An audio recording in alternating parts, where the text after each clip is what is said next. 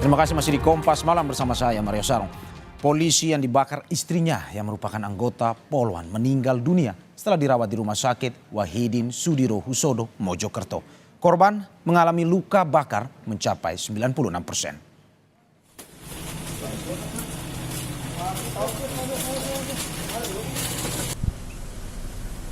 Usai menjalani perawatan intensif sekitar 24 jam, korban Bribtu Rian dinyatakan meninggal dunia pada Minggu siang. Peristiwa KDRT terjadi karena korban diduga sering menghabiskan uang untuk bermain judi online. Setelah menjalani pemulasaran jenazah Bribtu Rian dibawa ke kampung halamannya di Desa Sumberjo, Kecamatan Plandan, Kabupaten Jombang untuk dimakamkan. 9 Juni sekitar pukul 12.55 tadi kita dapat informasi bahwa korban RDW telah meninggal dunia secara medis. Dan tadi kami sudah berkoordinasi dengan Polda Jatim dan berkoordinasi dengan Polres Jombang bahwa akan dimakamkan secara kedinasan. Suasana haru menyelimuti rumah duka Bribtu Rian Dwi Wicaksono yang berada di Desa Sumberjo, Kecamatan Plandan, Kabupaten Jombang saat jenazah anggota Polres Jombang ini tiba. Jenazah Bribtu Rian Dwi Wicaksono langsung dimakamkan di kampung halamannya di Jombang, Jawa Timur. Pemakaman dilakukan dengan upacara kedinasan dan disaksikan sanak keluarga anggota Polres Jombang dan Mojokerto serta sejumlah tetangga.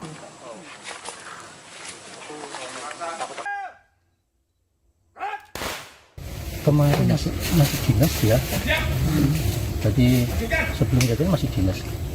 Kebetulan saya juga ketemu masih dinas anaknya. Jadi tidak ada tanda-tanda yang ada permasalahan, tidak, kita tidak kelihatan karena anaknya juga diem. Tapi ya kalau diajak komunikasi bagus sekali anaknya.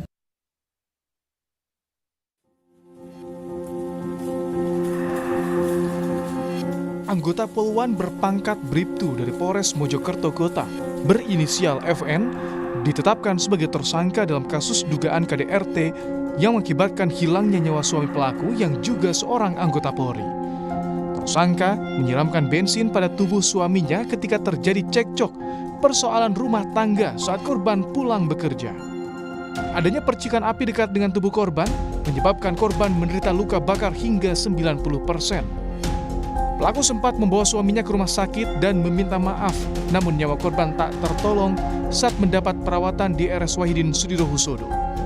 Kabid Humas Polda Jawa Timur, Kombes Dirmanto bilang motif pelaku membakar suaminya karena korban sering menghabiskan uang belanja untuk bermain judi online.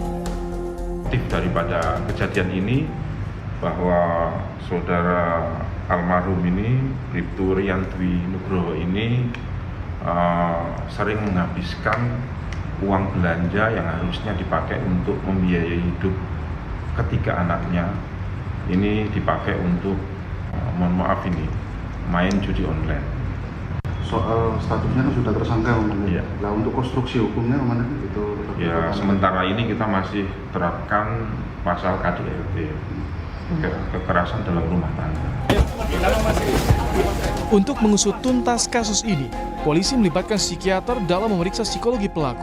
Karena kondisi pelaku, Polwan hingga kini masih trauma pasca kejadian. Misbahul Munir, Kompas TV, Surabaya, Jawa Timur. Membahas soal judi online yang menjadi latar belakang kasus pembakaran seorang anggota Polri oleh istrinya yang merupakan seorang Polwan. Kita sudah bersama dengan Ketua Harian Kompolnas, Beni Mamoto. Selamat malam, Pak Beni. Selamat malam. Pak, motif masalah ekonomi, tetapi diduga judi online jadi penyebabnya. Latar belakang kasus ini bagaimana Anda melihat polisi diduga terlibat judi online ini, Pak? Ya, memang sebelum ini ada beberapa kasus bunuh diri yang ternyata setelah diungkap latar belakangnya adalah judi online. Karena yang bersangkutan terlibat hutang kemana-mana, akhirnya tidak bisa mengembalikan, rasa malu, dan akhirnya keputusan bunuh diri. Ini terjadi di beberapa tempat, kemudian melibatkan oknum anggota Polri, bahkan oknum anggota angkatan lain juga ada. Nah, oleh sebab itu masalah ini harus dilihat sebagai masalah yang sangat serius. Pemerintah sendiri dalam hal ini, Bapak Menko Polhukam memimpin Satgas untuk penanganan masalah judi online ini. Karena dampaknya di masyarakat, dampaknya di keluarga-keluarga ini sangat serius karena apa? Banyak yang akhirnya mengambil keputusan mengakhiri hidupnya. Ini tentunya kalau tidak segera dilakukan upaya-upaya pencegahan, ini akan berdampak serius di masyarakat juga. Oke Pak Beni, kalau kita melihat sedikit istilah bahwa ini sedikit agak lebih miris. Kenapa? Karena polisi di satu sisi mendapatkan tugas untuk memberantas judi online ini. Tetapi pada saat ini diduga ada motif bahwa melakukan ini bermain juga judi online. Pada saat ini Pak, apakah mungkin saja ini tidak mengurangi kredibilitas dari Polri oleh masyarakat atau bagaimana Pak? Iya, tentunya hal ini sangat merugikan citra Polri ya, karena yang bersangkutan aparat penegak hukum. Nah, kasus-kasus ini memang saat ini berkembang cukup pesat karena diantaranya mudahnya mengakses. Hanya bermodalkan sebuah handphone, dimanapun dia berada, kapanpun waktunya, dengan mudah dia bermain. Sehingga ketika dia tergoda sedikit saja atau ada rasa ingin coba-coba, atau mungkin dipengaruhi temannya dan sebagainya, dia akan ikut. Dan setelah ikut, sulit keluar. Nah, oleh sebab itu pengawasan para pimpinan menjadi penting. Perlu dilakukan pemeriksaan handphone, misalkan ketika apel pagi, dicek handphonenya, adakah mereka mendownload untuk situs-situs judi online dan sebagainya. Ini perlu dilakukan. Pesan-pesan moral perlu dilakukan. Kalau tidak, nanti akan kecolongan lagi. Ya Pak, ini pengawasan, highlightnya ada di pengawasan para pimpinan. Dari catatan yang saya dapat Pak, pada bulan April tahun 2024 ini Kompolnas menghadiri rapat terkait judi online di kantor Kemenko Polhukam, di mana perintah untuk memberantas judi online. Terkait dengan pengawasan dari pimpinan, dari Kompolnas berkoordinasi dengan pihak kepolisian, ini dari pimpinan divisi, bagaimana pengawasannya ini agar judi online ini juga tidak diikuti oleh polisi? Ya, pengawasan oleh Polri tentunya bisa dilakukan baik oleh pengawas internal, tetapi yang menurut kami paling penting adalah pengawasan melekat yang dilakukan oleh atasan langsung. Karena yang bisa mendeteksi bagaimana perubahan sikap anak buah, perilakunya, dan sebagainya adalah atasan langsung. Ketika mendapati sesuatu yang janggal, katakanlah murung, mulai sering bolos, kemudian curhat ke temannya, pinjam uang, dan sebagainya, ini harusnya atasan langsung bisa mengambil langkah dengan mengajak berkomunikasi, ada masalah apa, dan sebagainya. Dan ketika ditemukan bukti dia bermain judi online, ini perlu diberikan sanksi. Tegurankah, apakah kemudian peringatkan sekali lagi, kalau nanti melakukan lagi nanti akan ditindak secara disiplin atau etik dan sebagainya. Karena terus terang kami mengamati ketika atasan tidak peduli dengan anggotanya, maka dia akan kecolongan.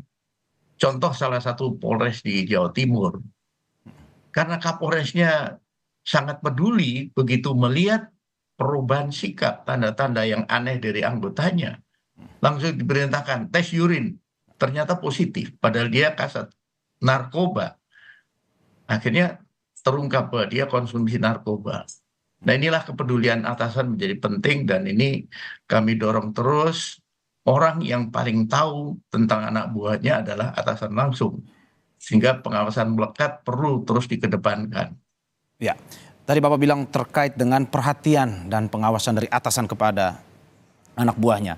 Tapi bagaimana Pak, kita melihat bahwa ini sebuah kejadian yang private, di mana judi online hanya bisa diakses oleh teknologi atau handphone atau teknologi pribadi, di mana memang agak susah dari pihak pimpinan kepada pengawasannya langsung kepada anak buahnya. Bagaimana akhirnya bisa pengawasan itu dilakukan secara maksimal?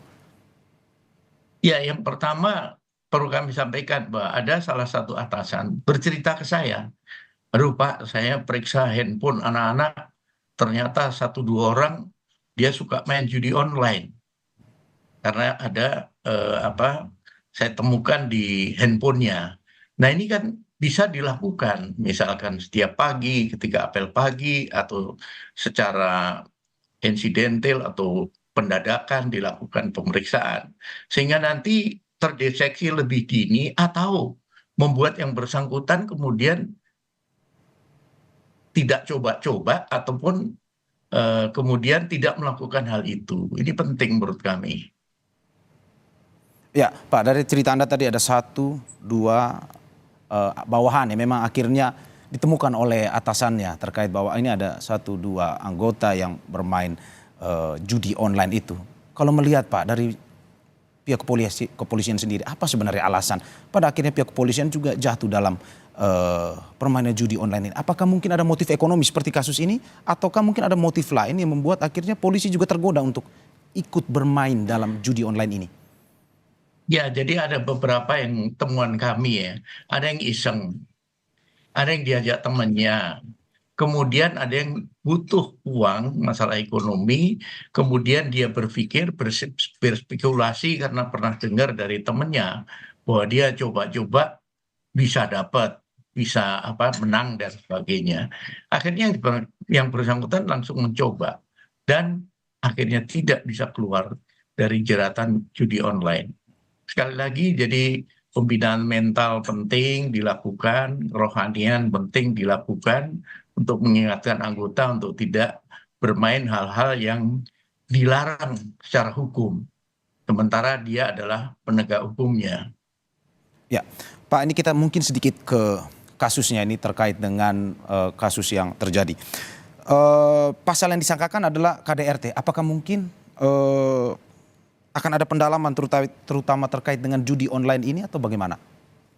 Betul, jadi kami sudah meminta klarifikasi dan disampaikan bahwa saat ini proses beriringan ya, kasus untuk kode etiknya oleh Bitpropam jalan, kemudian untuk pidananya juga jalan, serta melibatkan psikolog untuk nanti memeriksa kondisi kejiwaan dari pelaku.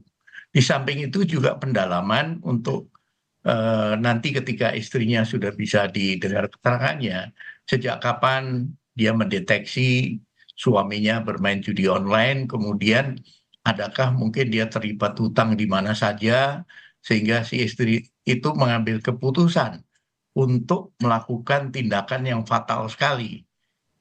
Apakah itu keputusasaan karena ditegur sudah tidak mempan, kemudian diingatkan juga tidak mempan, sehingga akhirnya memutuskan untuk sampai dengan dibakar. Ini masih dalam proses pendalaman, tentunya nanti kalau sudah selesai pasti akan diumumkan. Oke, Pak, ini kalau kita melihat apakah perlu tim khusus sebenarnya? Koordinasi antara Kompolnas dan juga kepolisian. Tim khusus untuk mengusut kasus ini, baik judi online maupun kasus KDRT-nya. Ya, kalau dalam hal ini kami dari Kompolnas tentunya dengan Irwasum, kemudian Kadif Propam melakukan supervisi untuk memantau proses penanganan ini agar sesuai dengan ketentuan, kemudian juga bisa didalami untuk menjadi bahan pembelajaran, bahan evaluasi, dan ini untuk nanti bisa menerbitkan petunjuk atau pengarahan kepada seluruh jajaran agar peristiwa ini tidak terulang lagi. Jadi termasuk kepedulian rekan-rekan kerja yang bersangkutan ketika mendengar bahwa dia sering pinjam uang dan sebagainya, atau mungkin tercetuk oleh dia bahwa dia main judi online, kepedulian teman-teman ini menjadi penting untuk menegur, mengingatkan, ataupun melaporkan ke atasannya dengan tujuan untuk kebaikan. Dengan tujuan kebaikan, dimulai dari pembinaan yang tepat dan juga bagaimana pada akhirnya informasi ini sampai dari atasan ke anak buah, perhatian diberikan agar judi online ini tidak lagi terjadi. Terima kasih Pak Beni Mamoto atas informasinya, semoga sehat selalu.